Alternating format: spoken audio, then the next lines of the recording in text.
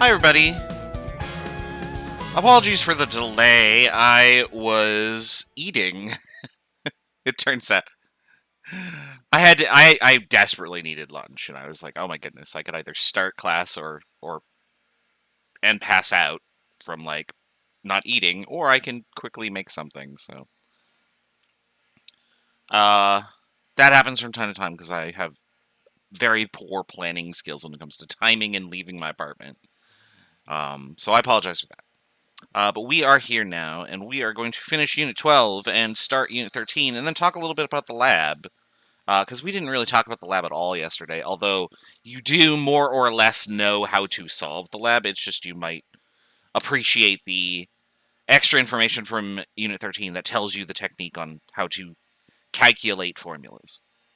So, administrative stuff to talk about. So tonight's the last call for Quiz 5. You should have hopefully already done at least one attempt, but the assignment will close tonight after midnight. And then quiz number 6 is due next week.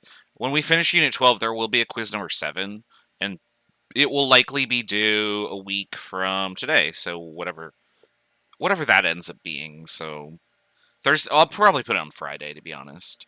So it'll be due Friday of next week, not tomorrow. I left you all off with this. Oh, actually, I should go to the previous problem here. So we did this problem yesterday, where we found the amount of nitrogen in a sample of caffeine by doing the stoichiometry. Where I want to start today is I'm going to do this problem for adrenaline, and then I'm going to have you do... Oh, surprise, there's the answer. I'm going to have you try these problems here, so that's where we're going here. So, I don't have my tablet out. I always forget one or two things. Like, I don't think I've had a single class this quarter where it's like, oh, I did everything perfectly. All I had to do is sit here and do the problems. I think the one that I'm worst at is updating the title. So if you ever click on the title of the stream and it's like, wait, why does it say 131? That's because I'm a dumbass. And you should just ignore that, and it will fix itself eventually when I realize it's wrong. Alright, so I want to go over here. That's not useful in the slightest. There we go.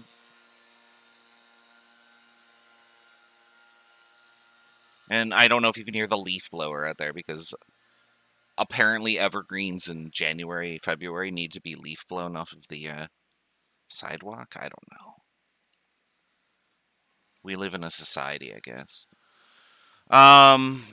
Alright, so I have 0.10 grams of adrenaline. I'm just going to abbreviate it like that. And this is actually way too big. Let me zoom in and get more space here.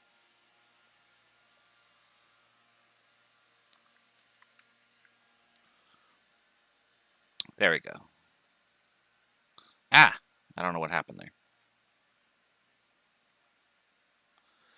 And I want to find out how many hydrogen atoms are in the sample. So I am starting with a mass of adrenaline. And I'm going to determine the number of atoms of some component of that. Now, in order to do that, I need to turn my mass of adrenaline into moles of adrenaline. And then I can use the formula for adrenaline, which is up here in the box above, to tell me how many moles of hydrogen there are per mole of adrenaline. So if I convert moles of adrenaline to moles of hydrogen using the formula, and you can see that there's going to be, in one of those molecules, there will be 13 hydrogens. So we're going to use that ratio. And then finally, I can turn moles to atoms using Avogadro's number. So let's go through and write out all of our relationships. So first, let's do mass of adrenaline to moles of adrenaline. That's the molar mass off the periodic table. And so it's time to go to good old Lentech again. So let's get that up here. And I'll paste that in the chat for you. If you don't have that bookmarked by now, that's fine.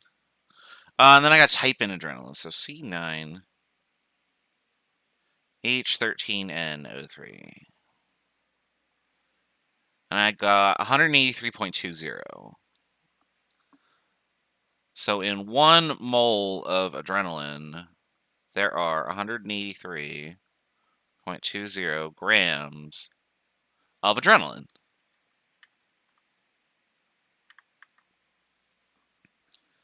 So that relationship will help us convert from grams to moles. And then to go from moles of adrenaline to moles of hydrogen,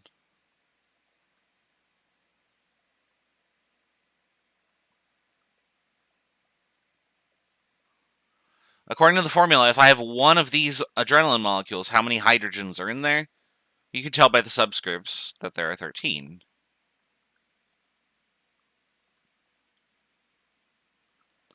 And then finally, how many atoms are in a mole? Well, in 1 mole of anything, there are Avogadro's number of that thing. Okay, now you just got to put all that information together to solve the problem. So I'm going to first convert from grams to moles, so grams to moles. Then I'm going to convert from moles of adrenaline to moles of hydrogen.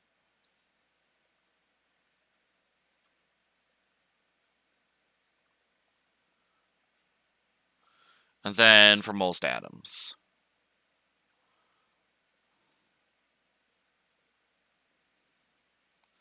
And I forgot to cancel these out. Oops.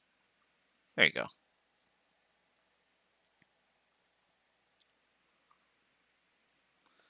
And then when I hit enter on my calculator, I don't know how to write an equals. There we go. My answer will come out in atoms of hydrogen because that's the unit that's left over. So let's go back and fill in all these numbers here. So 1 mole of adrenaline is 183.20 grams. 1 mole of adrenaline, 183.20 grams. 1 mole of adrenaline, 13 moles hydrogen. 1 mole of adrenaline, 13 moles hydrogen. And then 1 mole is Avogadro's number of atoms.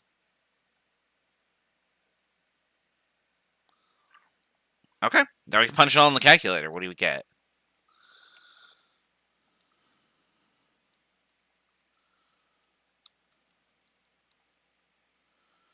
And the answer I calculated to 2 sig figs, because this is 2 sig figs up here, would be 4.3 times 10 to the 21 atoms of hydrogen.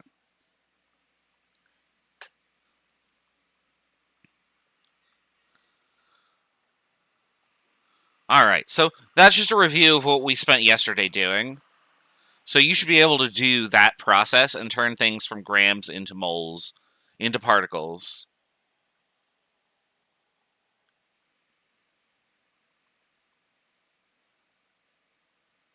And back and forth, however is necessary for you to get to the answer that you need.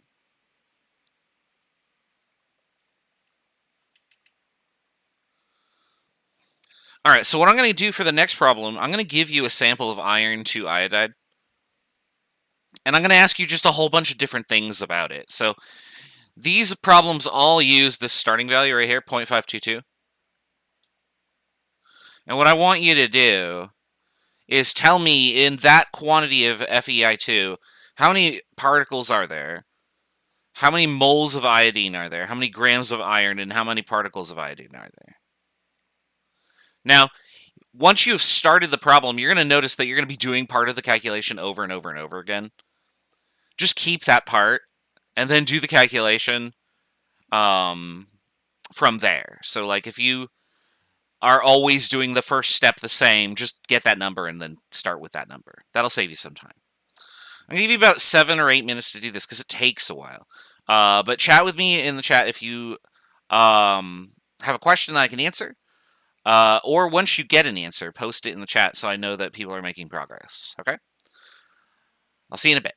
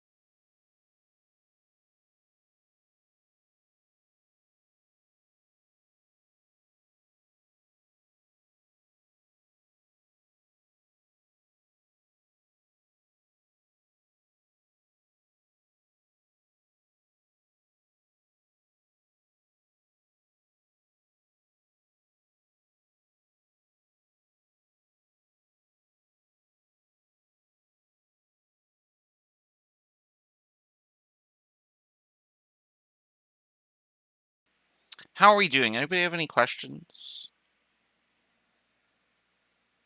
If you have any answers at all, go ahead and report them. Just so you can compare your numbers with other people.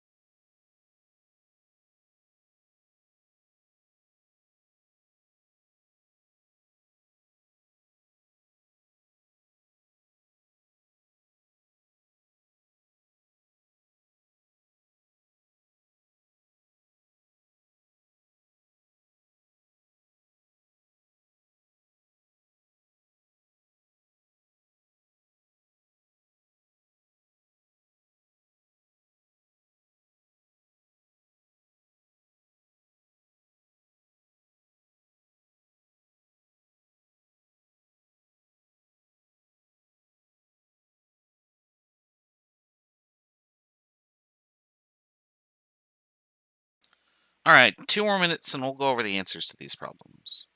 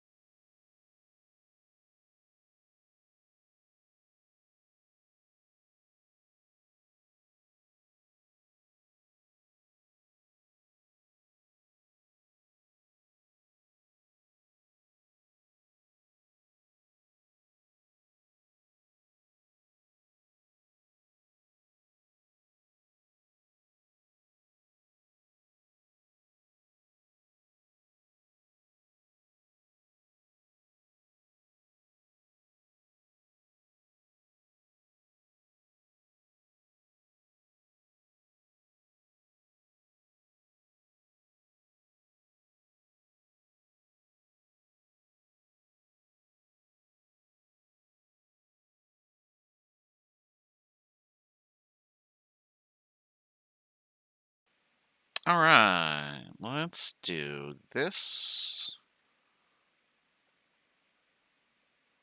And I can fit the first 3 on there. That's fine. And let me actually write in black for the problem here first. Let's see here. So all of these problems, we're going to be starting with this amount.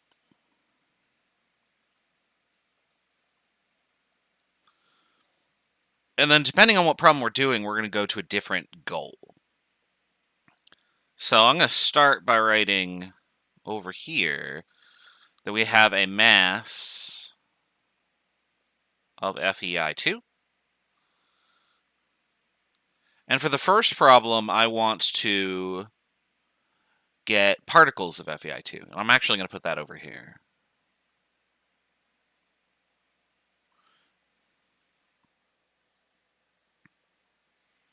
Okay. How do I get from there to there? Well, if I turn this into moles, then I can turn this into particles. No problem. That's easy enough to do. And then let's write the relationships down here. So I got to go to Lentech and figure out how many grams of FeI2 are in a mole. So FeI2. 309.65. So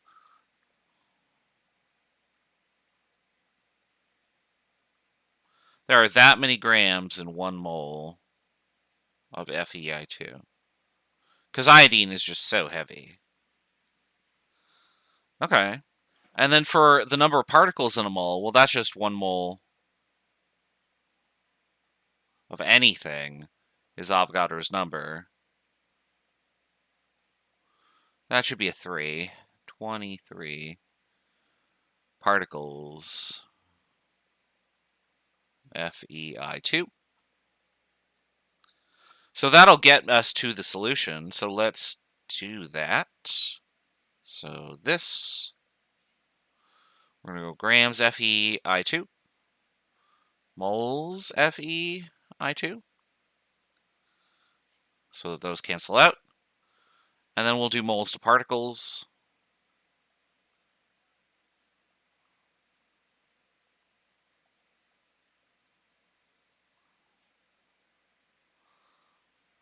So those cancel out. And then we'll just fill in the numbers. So 1 mole of FeI2 is 309.65 grams of FeI2. And then 1 mole is Avogadro's number of particles. And so when I type that in, I should get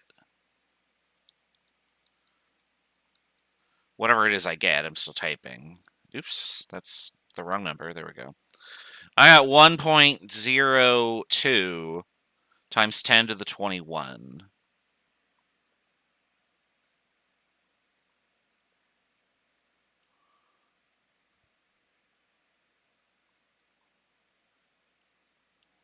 There you go. So that's the first one. Now for the second one, it's going to ask for moles of iodine. So in order to do that, I got to go like this. Right?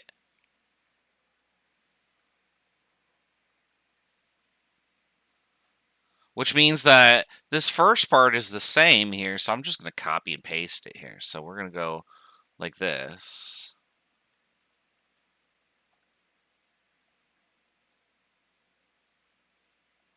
We're just going to copy this and use it again. Oops, that didn't work. Hold on. Oops, there we go. If only you could do that with actual paper, right?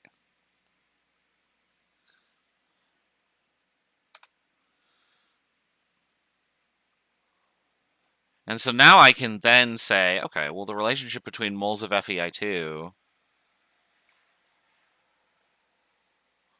and moles of I is that in 1 molecule of FeI2, there are 2 molecules of I. So the same would be true if they were moles. So now I can just do this. And that will tell me the number of moles of I in the sample.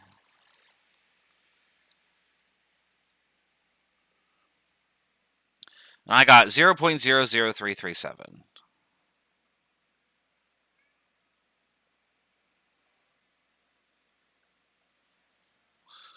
There you go.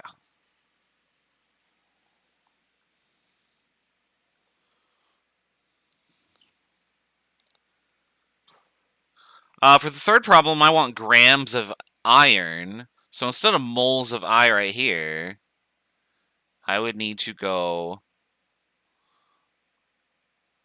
moles of iron instead, right? And then I could go to grams of iron.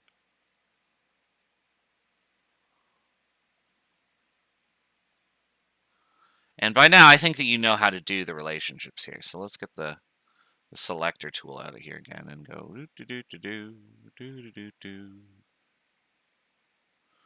Copy, paste. Boop. All right, and we'll just, oops, that was really bad. There we go.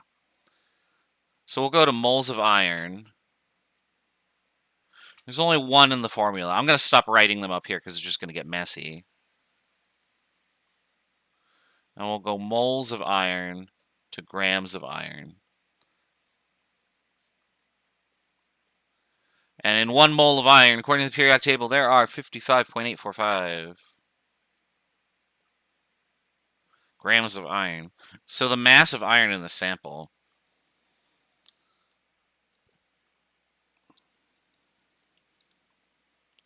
is 0.0941.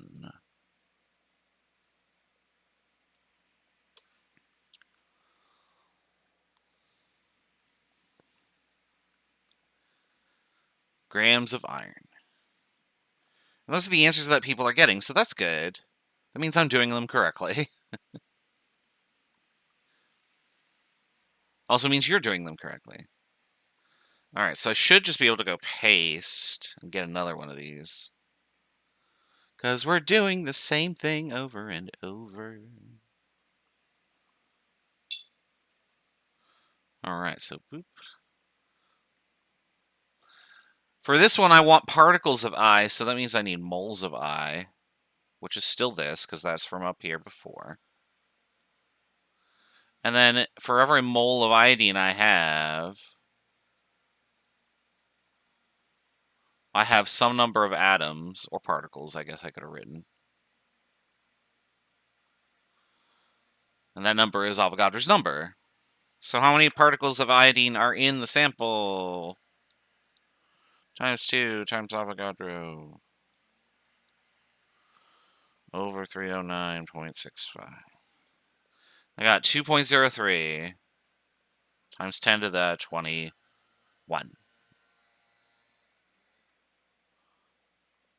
I'm writing atoms. If you wrote particles, that's probably more correct because that's what I was saying. In reality, they are ions, but I'm not being that specific here. I care about the number. All right, there's our practice problem to get warmed up and finish off the chapter. So that is the end of the chapter for Unit 12. So what we're going to do is, first of all, we have this. Let me turn the volume up so that we can do our little hooray.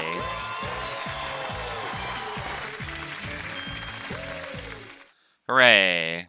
And then the screen will go black because I have to load Unit 13. So give me a second. It's actually faster if I do it this way.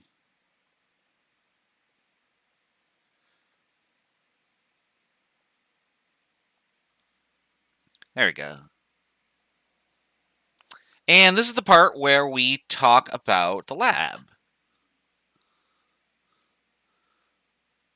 So we're actually not going to do the second part of this unit. We're not going to do combustion analysis here. Actually, let me check to make sure that that's correct. I just don't want to give you a quiz that has combustion analysis questions on it and then say, oh, we're totally not doing combustion analysis, guys. Yeah. Because that's something that we can save for Chem 162. Let me just check real fast.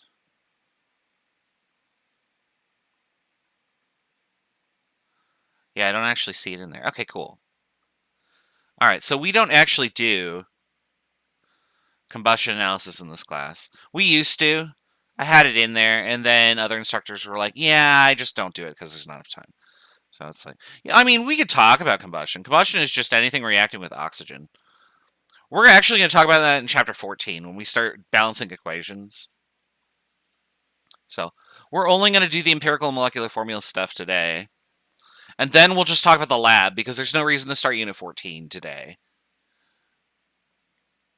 All right. But the first thing that you need to know about determining the formula of any compound is that if we're going to do it experimentally, the result that we get ends up being this. This is what's called an empirical formula. So the empirical formula of a compound is just the simplest ratio of the elements in the formula. So what that means is that if I give you a compound, then you can determine that the ratio of atoms in the compound is like 1 to 2, or 1 to 1, or 1 to 4, or 2 to 3. But what you can't determine is whether it's like 2 to 4. So for instance, we'll see why this is in just a second. If you have a molecule and you determine that the ratio is 1 carbon to 2 oxygen, then maybe this is the formula, but also possible this could be the formula, or this could be the formula, because these all are ratios, right? They're all ratios 1 to 1. They're just multiples of it. Of these, this one right here is your empirical formula, because it is the simplest ratio. Now, that ratio is not required to have a 1 in it. For example, this is still the simplest ratio, because if I divide by 2, I would get this.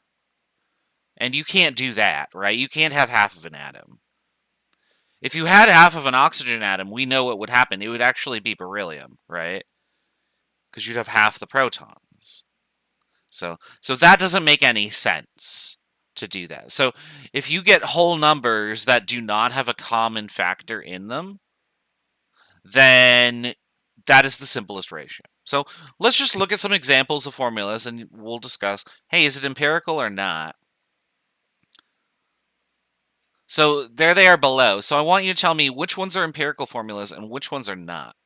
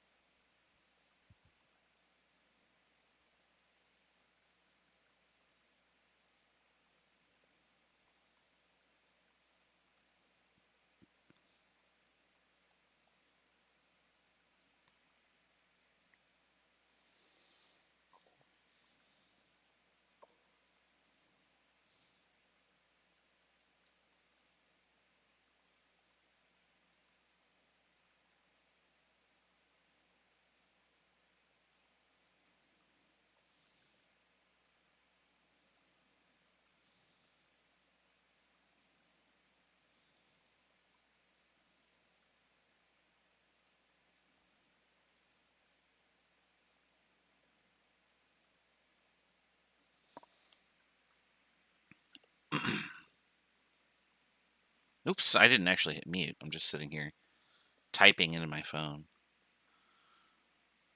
Let's go over the answers real quick. So for CO2, there is no simplest, or there is no number that I can divide out both of these, because one of them's already 1. So this is an empirical formula. But for H2O2, I could divide both by 2, and I would get HO. HO is an empirical formula, but H2O2 is not. For barium nitride, there's no number I can divide out that would work there. And then for oxalic acid down here, I can again divide out a 2.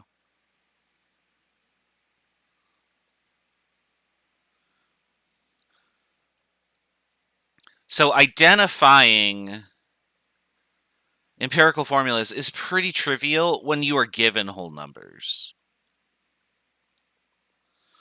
Now, let's look at some experimental data and see how we actually calculate this from compounds. So the gist would be, in order to determine the empirical formula of something, I would hand you some compound. So here it is. It's just a pile of it. And what you would do is you would try and break this up into its simplest pieces. But when you do that, and I want to see if I actually have the diagram in my slides before I actually go and draw the diagram. I don't. So what I'm going to do is draw the diagram here.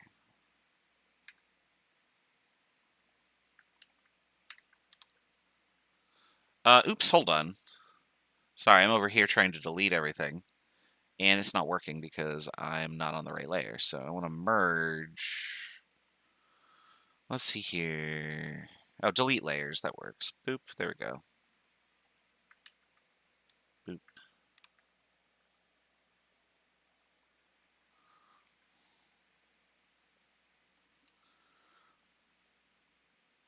We don't care about that problem statement up there, but okay. Let's suppose that I have a compound. And so here's my compound. My pile of it. It's blue now for some reason. Well, it's blue and black because it's gonna have 2 different elements in there. All right, and so I'm gonna have one bin for one element and another bin for the other element. Now, if I could decompose a single molecule, what I might find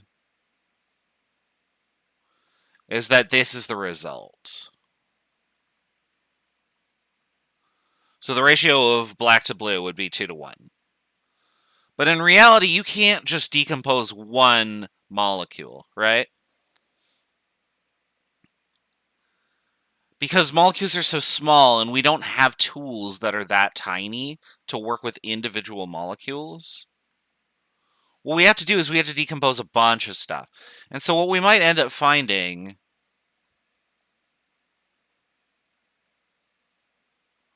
is that we get a result that looks more or less like this.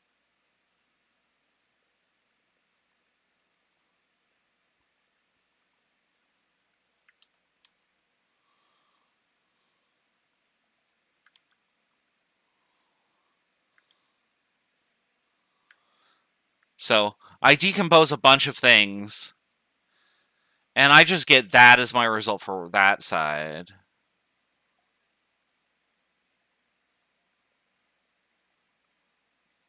And we'll do that.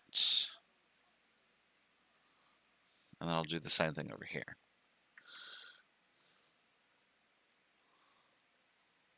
Uh-oh. Why did not all of them move? That's weird.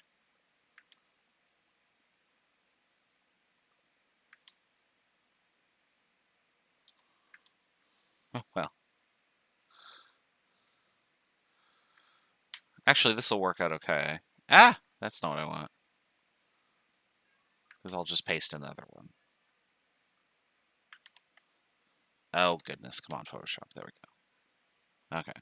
I think that counted out correctly. It sure looks close enough. So this would be maybe the result that you get when you decompose your sample.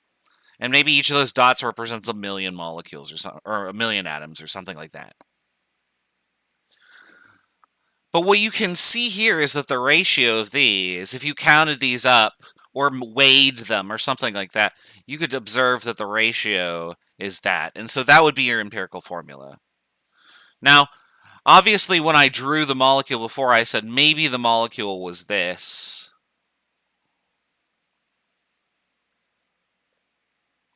That was my result. But maybe I could have something that was just twice as much as that. So maybe that was the molecule instead, right? If I did this molecule and put it in the bin, but decomposed half as many of them, I would get the same outcome. So determining empirical formulas is pretty trivial, but we need additional information to figure out what the molecule actually is. And so we have a technique to do that, and we'll discuss that in just a second. So first, let's talk about what the molecular formula is. This is the actual formula of the compound. So for example, H2O2 could be the molecular formula with the empirical formula ratio of HO.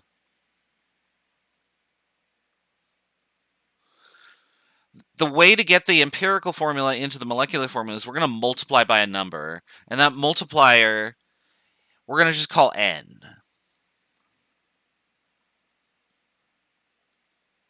And so I'm going to write N here, and later on we're going to show how to determine that using experimental data. So how do I get from this empirical formula to this molecular formula? What is my multiplier here? Looking at the numbers, what do you do? I'm going to give you a hint. I mean, what does it mean to have a multiplier? Not a Markiplier, but a multiplier.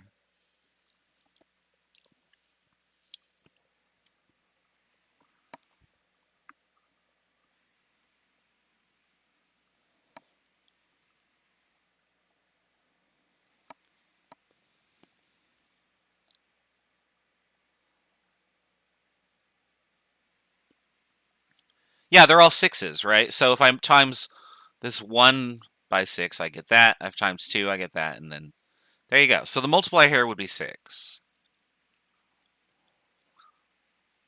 For any empirical formula and its molecular formula component, there will always be a multiplier associated with it. And that multiplier could be 1. But it will always be, multipliers have to be integers.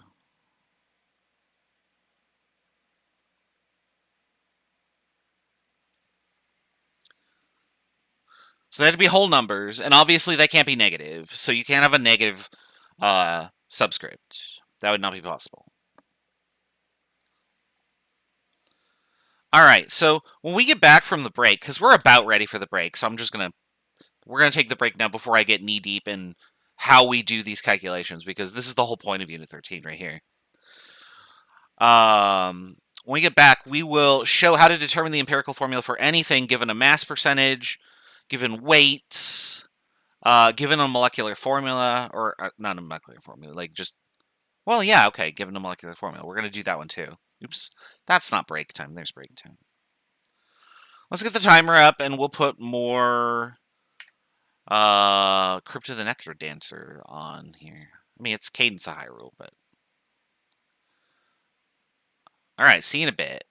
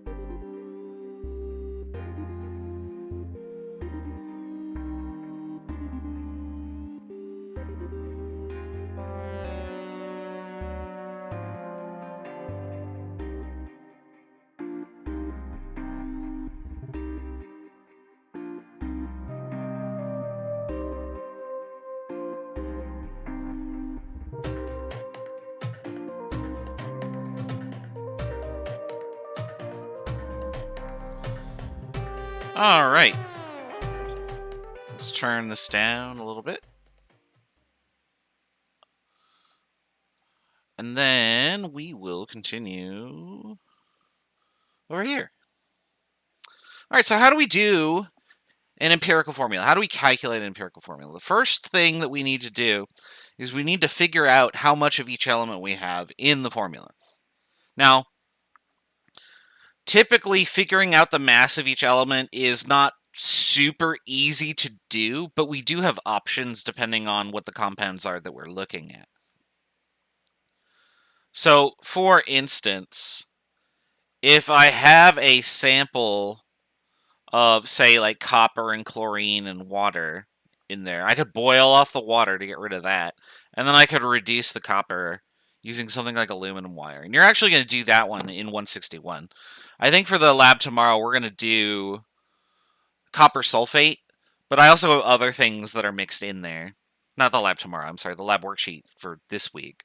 I have other substances in there, but we're mostly going to be looking at the ratio between water and then the solid. All right, so you can determine the mass of each element by doing elemental analysis in some manner. The next thing that you're going to do is once you know the masses of all your elements, you're going to turn them into moles, just like before. And once you know the number of moles, in theory, you know the relationship between all of the numbers. So we're going to show a technique to do that, to convert it into a formula. And it's a lot easier than you think. Really, the whole process here is going to be turn it into moles and then divide by the smallest number. So let's do an example here. Let's look at Freon. Freon is what's known as a refrigerant.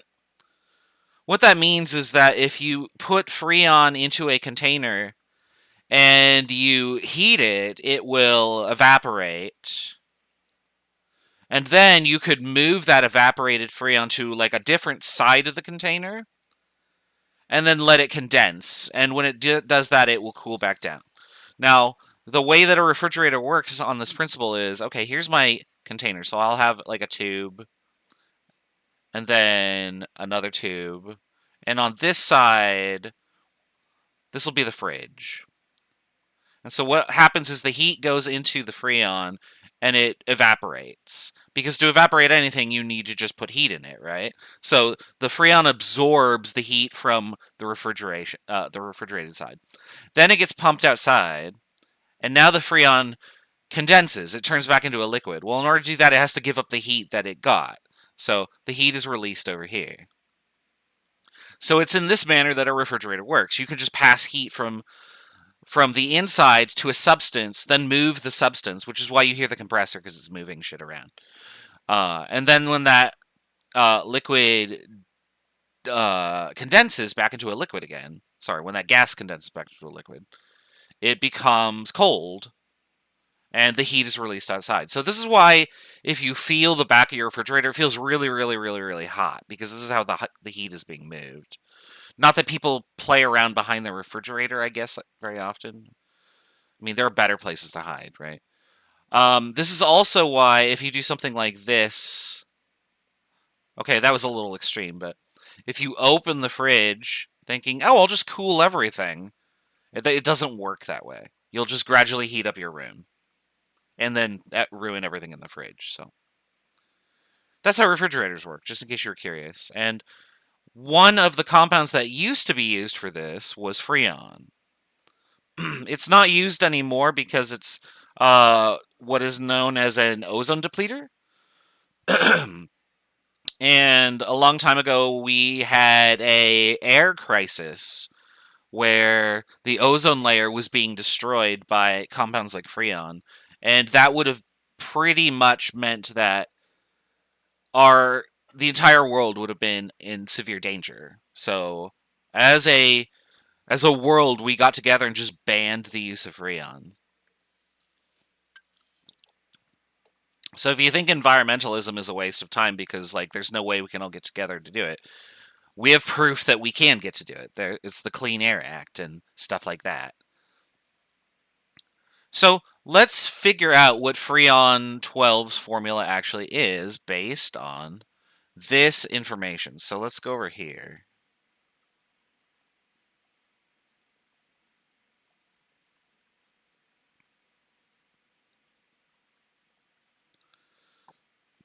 Now, I didn't show you, but the next statement was just this.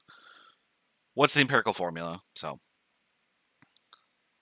let's show how to calculate the empirical formula for Freon. Oh, right. I made like 77,000 layers here, so hold on. So delete all. Then select all, delete.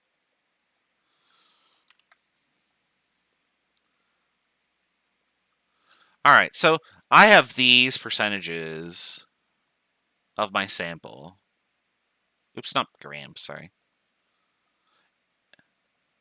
It'll become grams in a second. You'll see why. These are by mass.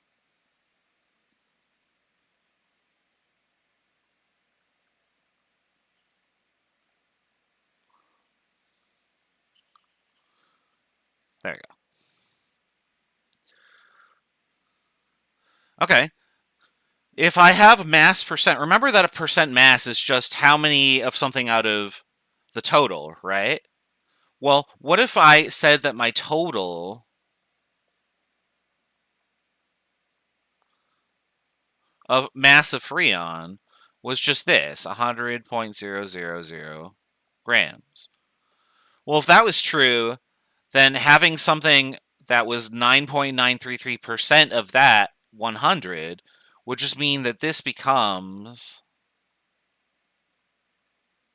that for our sample, right? So what I can do is I can just assume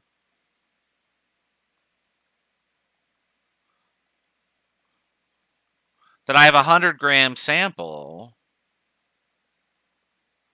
for percent by mass. So if you're ever given mass percents in a problem to determine an empirical formula, turn those into masses by just assuming you have 100 grams and then just changing the percent into a gram. So let's do that. Let's go down here and do that. So I've got 9.933 grams of carbon, 58.63 grams of chlorine, and 31.44 grams of fluorine.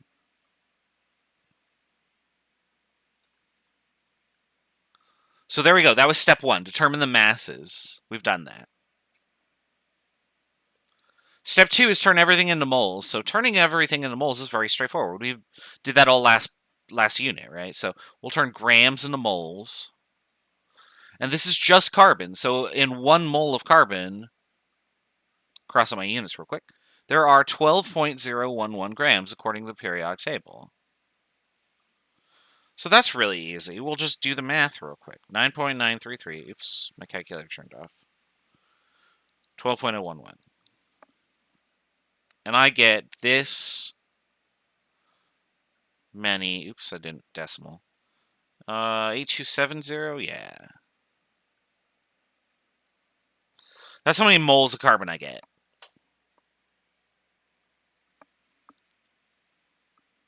Now you can do the same thing with chlorine and fluorine.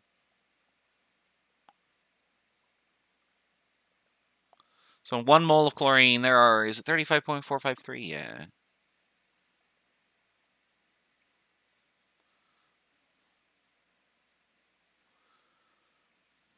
And when I do that calculation, I get 1.654 moles of Cl.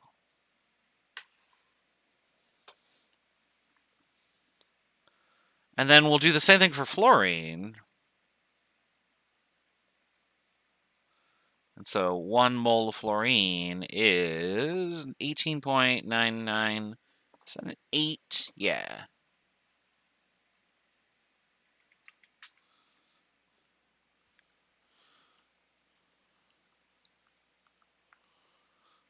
And I got 1.655. Oh, look at that. Those are basically the same number, right?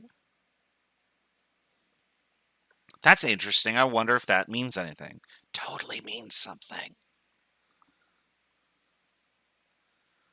Okay, so I've turned everything into moles. That was step 2. Step 3 is express as a formula. And so here's what I'm going to do for my formula. This is going to look stupid, but bear with me. I'm going to take these numbers and just make them the subscripts.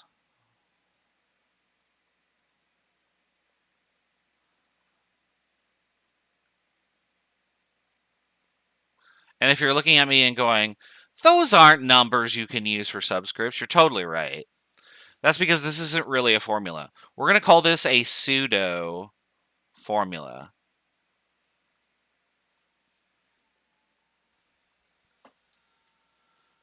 Oh my goodness, I thought I heard my cat meowing, just going, meow. It's a car that has like the timing belt or something was just like really loud. I was about to yell at my cat. It sounded just like him until the car drove by. All right, there's my pseudo formula. No formula looks like this, right? But let's treat it like an empirical formula that is in the making by dividing by the smallest number.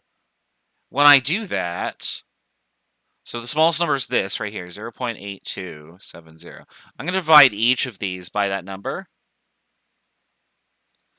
And that should get me to the empirical formula.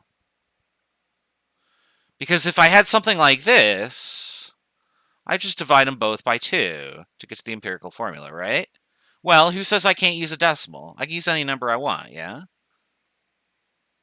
So that's what we're going to do. So this number divided by itself is just going to be 1. When I put 1.654 in the calculator and divide by 0.8270, I get exactly 2. Look at that. So CL2. And then when I do 1.655 divided by that, I won't get exactly 2. But it's going to be real darn close. I got 2.0012. So what we're going to do is we're going to round that to 2 because it's just so close to 2. And so this number right here is the empirical formula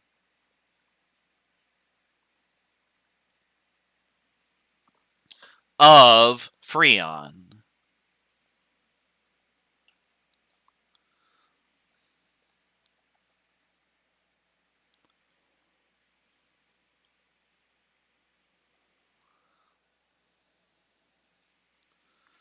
So you can determine the empirical formula of a compound by using this process. Step 1, get all your masses somehow. Step 2, turn everything into moles. Step 3, write your formula, which is the pseudo formula, which you can then get an empirical formula out of.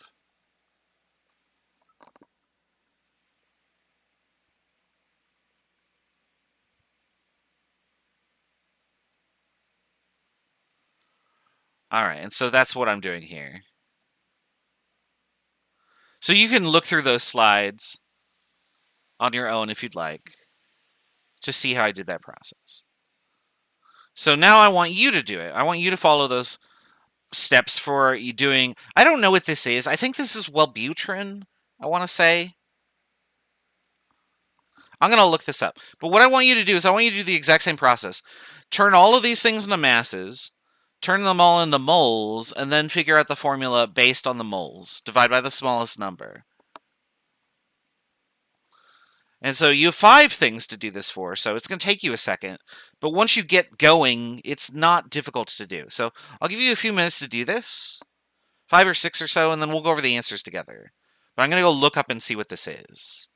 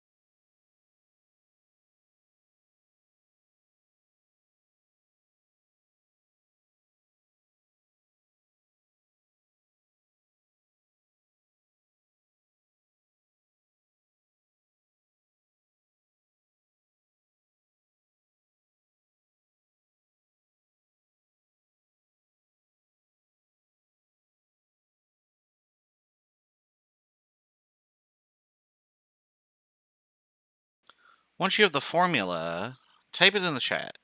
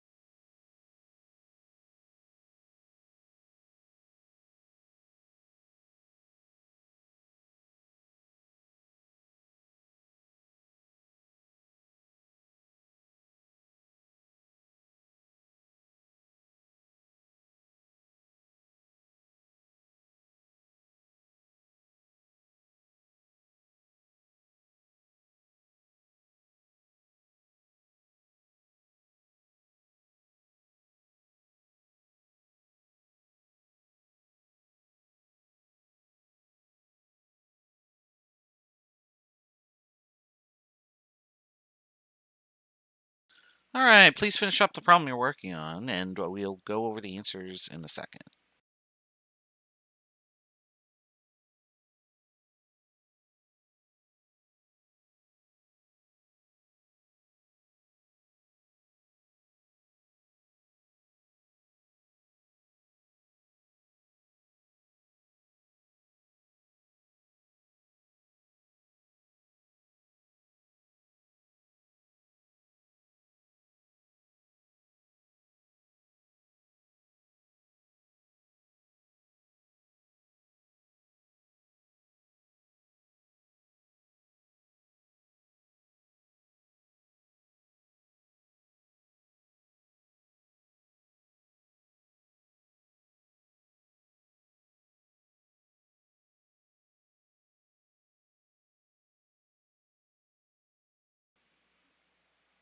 All right, let's look at the answers here.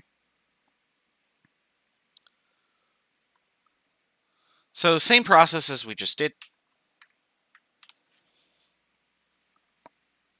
I'm going to actually move this guy over. Where'd my cursor go? There it is. We'll do that. All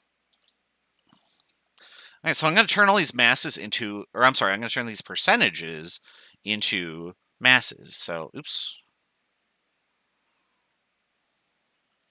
Let's try that. There we go. 65.13 grams of carbon. 7.57 grams of hydrogen. 14.79 grams of chlorine. 5.84 grams of nitrogen. And 6.67 grams of oxygen. And so we'll turn them all into moles.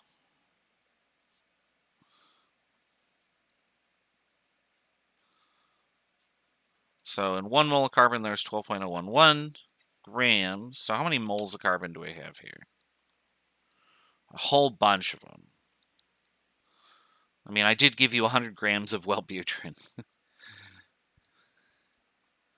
That's a lot of antidepressants. That should be a 3, that last number.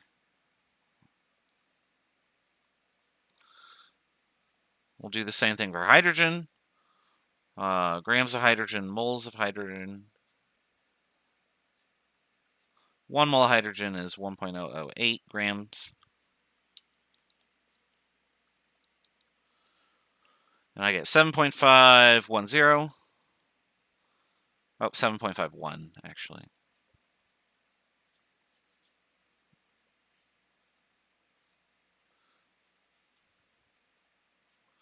We'll do the same thing for chlorine.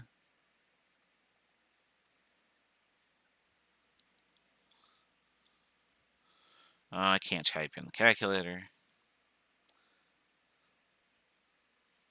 So 0.4172.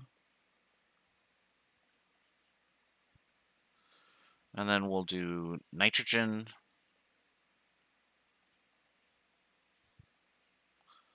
So cancel the units, and then 1 mole of nitrogen is 14.07.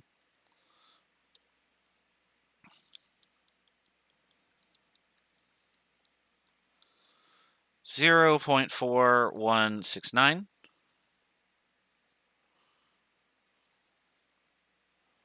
And then for oxygen,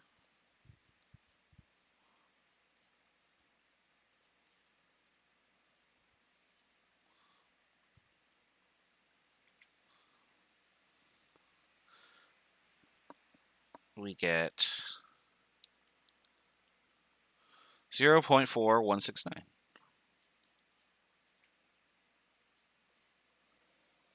Okay. So now we're going to come over, take our numbers that we've got here.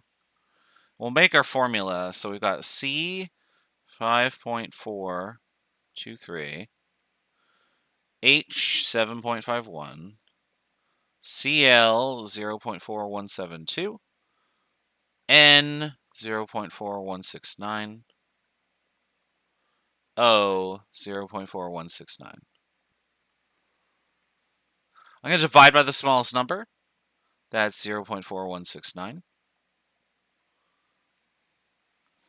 And so when I do that, 5.429, 0.4169, divide those two together, and I get 13.022. That's close enough to 13, so we'll write that. 7.51 divided by 0.4169 is 18.01. And then Cl, N, and O all divide by that, and you get 1. So this would be the empirical formula for Wellbutrin. Well done. The well is for Wellbutrin.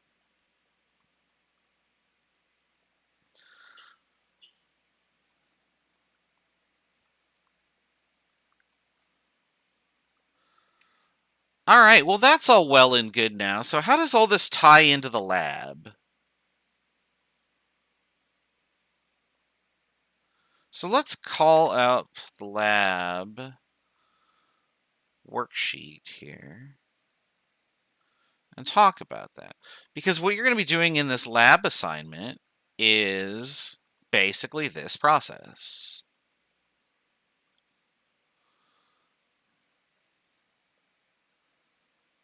So let's capture that.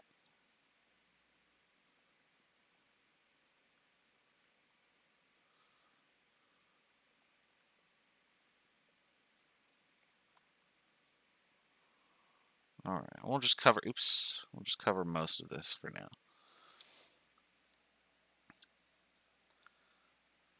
All right, oops, I went back to the slides. That's not going to help me. All right, so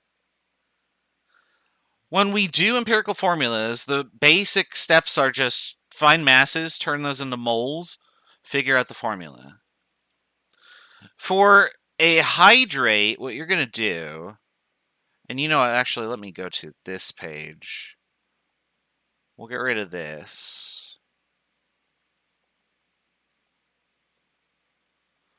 We'll just open it up here.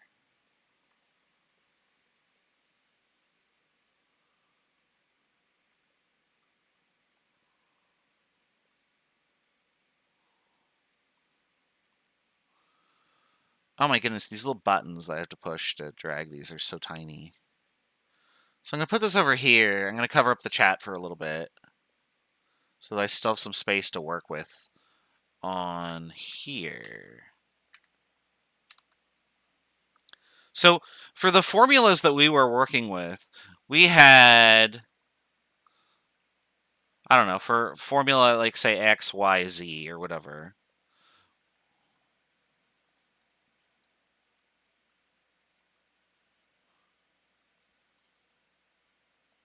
First thing we would do is figure out the mass of each element.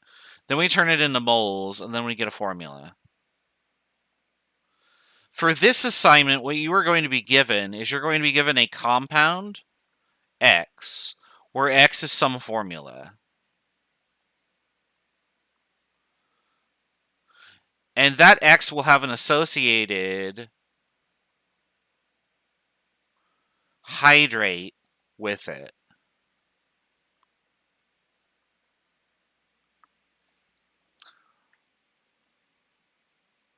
What that means is that for every X formula units you have Y water molecules attached to it. So a hydrate is just an ionic compound that has water in there.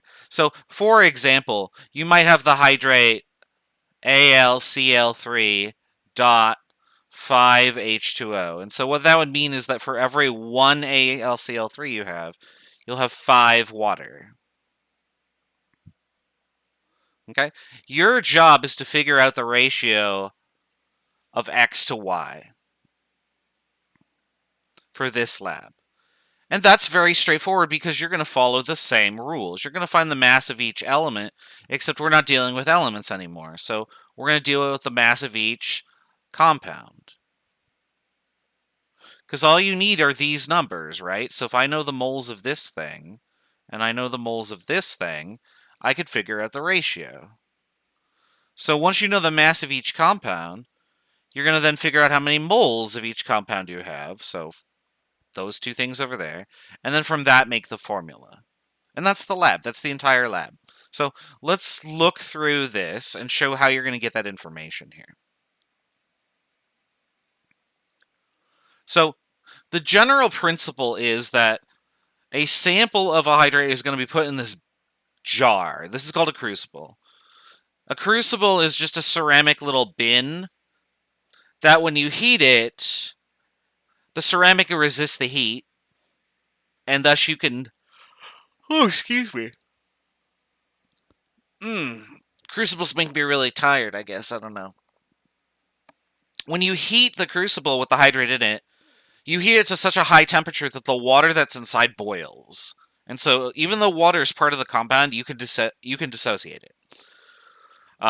It is very loosely bonded, and when you heat it enough, it will become anhydrous. The water will escape. So what ends up happening here is that you can see the water molecules represented as circles here. When you heat it, it will escape into the air. Now, obviously, if the crucible is shut, this will cause it to explode because you'll have water vapor that's a gas pushing out on it. So if we were in the lab, I would tell you to be very careful. Make sure you're never heating a closed system and that there's some sort of vent somewhere. How we're going to have that experiment done is we're going to make you watch a video. So in the video, they're going to dehydrate a sample and also weigh it on the balance. And so you're going to collect all of the data based on what they do. And so this is going to look like...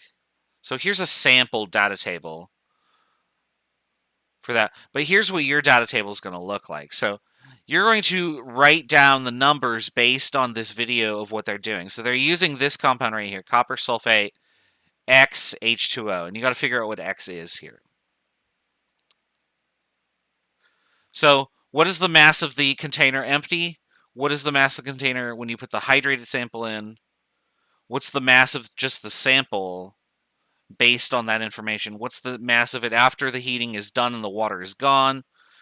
So you can figure out all these masses so that you can get to this point here, which is the mass of each compound. You want to figure out what the mass of the stuff is that you had and the water so that you can then turn it into moles and then turn it into a formula.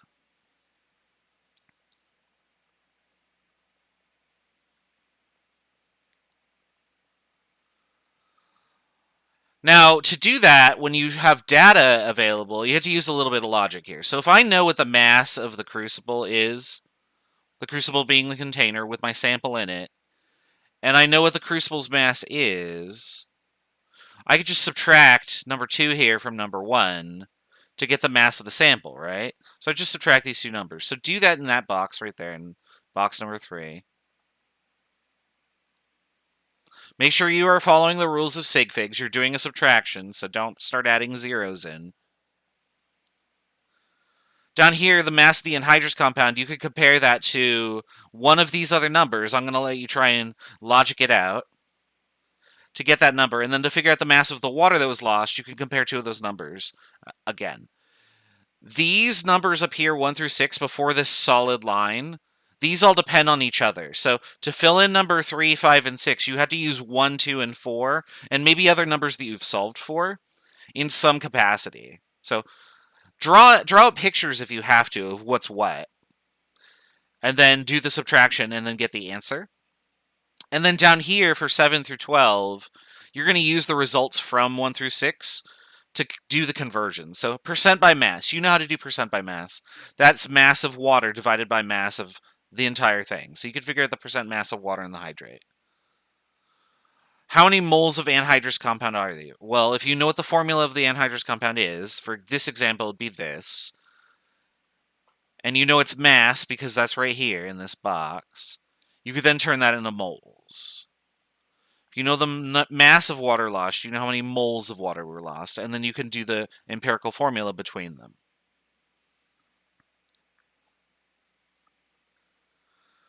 And that's it. That's really the entirety of the lab. I don't even need to open the worksheet because it's just, you're going to see a bunch of tables, type in the numbers, and then answer the questions. Please be careful you're answering the question that is asked. In almost all these cases, it is solve for X, and you're going to see that in a lot of these.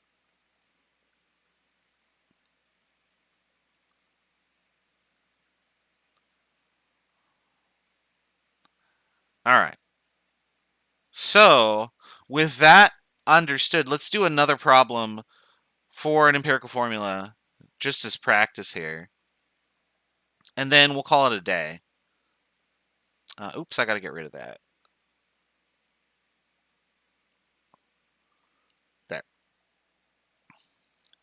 So I'll have you do one more of these, and then when we come back on Tuesday, we'll talk about molecular formulas, because there's one extra step that we can add to this process to figure out the actual formula of something, but we'll deal with it then. So I'm going to give you ibuprofen, because probably all this talk about moles and stuff has given you a headache. So here's some ibuprofen. I'm going to give you 7.5 grams of carbon worth of ibuprofen. Don't take it all at once. You will die. Well, you won't die, but your liver and your kidneys might hate you. So we're going to break down all the ibuprofen in this, like, 700 pill bottle or whatever, and the amount that it contains is 7.568 grams of carbon, 0.881 grams of hydrogen, and 1.551 grams of oxygen. What's the empirical formula of ibuprofen? Now, because I've given you the masses directly, you don't need to turn them into a 100-gram sample. I have already done the decomposition and tallied up all the masses for you. So from here, step 1 is already done. So you could go straight to step 2. So tell me the empirical formula. We'll go over the answer and then we'll call it a day.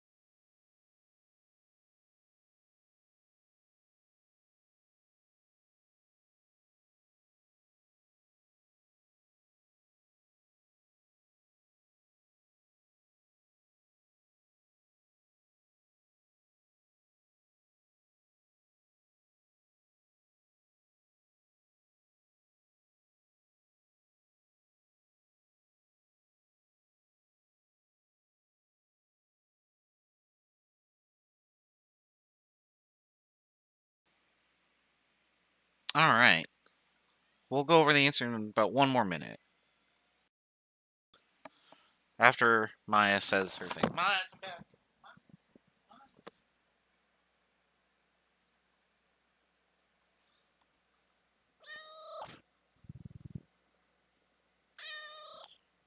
What would you like to say to the class? Oh, that's it. Okay.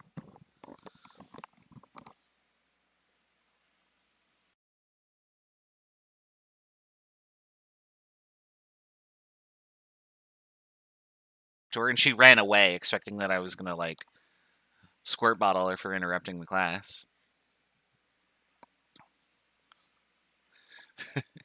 She ran away, and then she came back because, like, oh, I get to actually talk.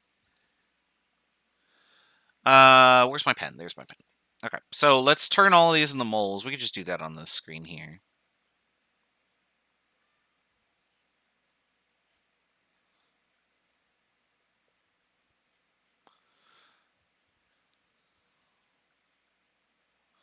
So how many grams of carbon do we have? Or I'm sorry, how many moles of carbon do we have? 0.6300. Oh, 0.6301 mole carbon.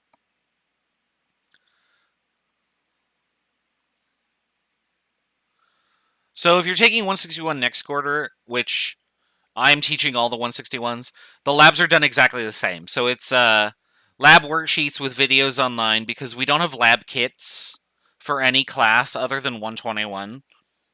I've actually tried to find some good lab kits, but for the level that we want you to do in 161, that sort of content just doesn't exist. Oops, sorry, I dropped my calculator on my keyboard here. That sort of content just doesn't really exist. Like, we need to get you a burette, which is a fairly expensive piece of glassware. Like, I believe that the burettes that we use are like 25 to 30 bucks each.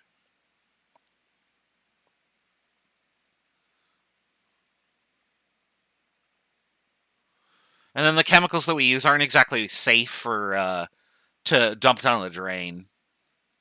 We have specific contracts with disposal for our chemicals that we use in the laboratory. So I got 0.8740 moles for H. And if I get a different number from y'all, let me know, just in case I've made a math error, because I'm also talking while I'm doing this. For nursing chemistry, since nursing chemistry leads into biology, and there's a lot of experimental stuff you can do in biology that's pretty safe. Like, I think in biology, the strongest acid that is used commonly is like vinegar, because that's good enough to kill most stuff, right? And you generally don't want to kill your bacteria if you're going to try and study them, or your cell cultures or whatever. So the stuff they use is much more mild. But in chemistry, like, we use strong acids, which are extremely dangerous if they contact your skin, and like if you dump them in the sink, then wherever the water flows out to, which I guess would be like the sound, that would be an issue. We don't want to acidify the ocean. And then other stuff like heavy metals and things like that. 0.96. Oops, hold on. I'm missing a 0. 0.096. 94. So now I can make my pseudo formula. So C 0.6301, H 0.8740, O 0.09694. I didn't mean to draw there, but that's okay. So we're going to divide by the smallest number. That's O over here, so 0.09694.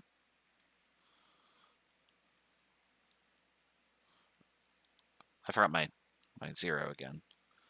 And so I got, oh, this is interesting. I got C 6.49989. That's not really close to a whole number, is it? That's kind of like 6.5. So I'm going to actually write that down, because we're going to talk about what that means in a second. For H, I got 0.8.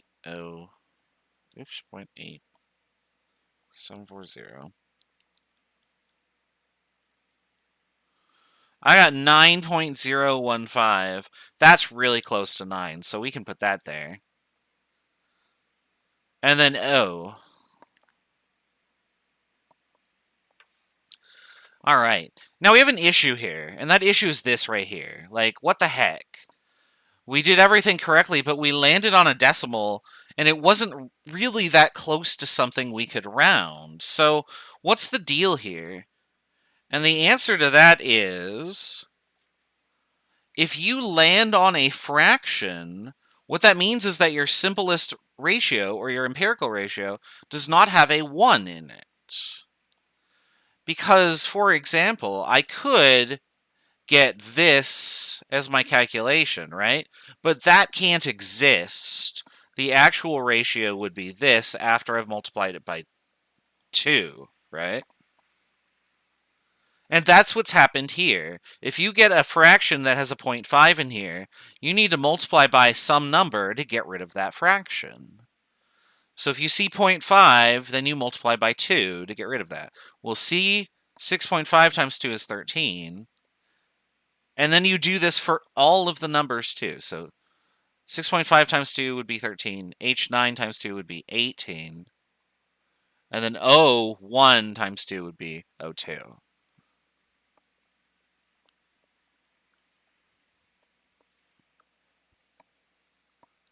So this should be the empirical formula for ibuprofen. And that is an empirical formula because one of the numbers is odd, so I can't divide them by 2.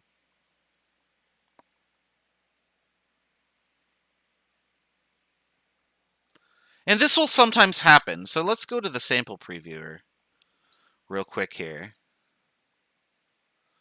Sometimes when you do formulas, you will get numbers like this. I'm going to just use H for my example. And so if you get an empirical formula that has a 0.5 in it, you can multiply by 2 to fix it. There are other numbers that you should watch out for that can come up. So for example, 1.3333 or something like that. If you do the math in your calculator and you get something with a lot of 3's in it, or maybe a lot of 6's, those are thirds going on, right? So you can get rid of those by multiplying by 3.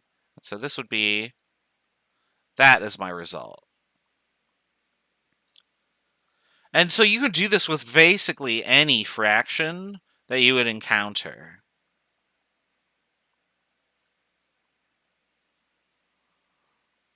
Now, obviously, when do you stop doing this? And the answer to that is, you generally don't see past the need to do up to 5. Mostly because these formulas just aren't that common. Now, that being said, one year I gave a problem for a quiz, and it ended up being a 7 that people had to multiply by because I had picked toluene, which was just, I was an asshole, apparently. Like, not intentionally. Like, I just picked it like, oh, I know this compound. And then I didn't solve the problem and realize, oh, I made my students do times 7 to figure out the multiplier. So you won't see that on any of my tests. So you'll see 2's, 3's, 4's, and 5's because those are recognizable values. So if you get the empirical formula, you get something like this, you need to clear the fraction.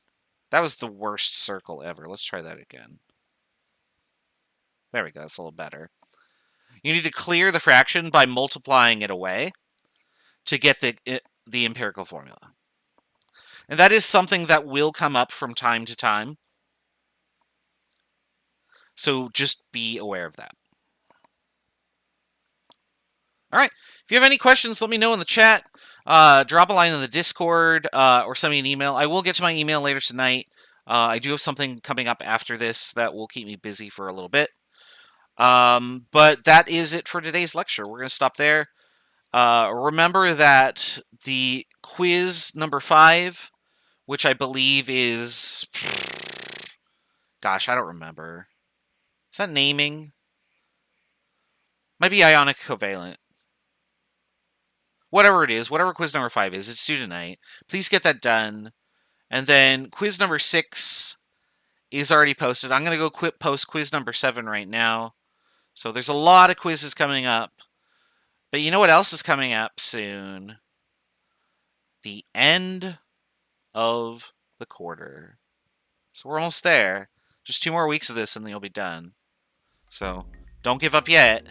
We're all counting on you. See you next week.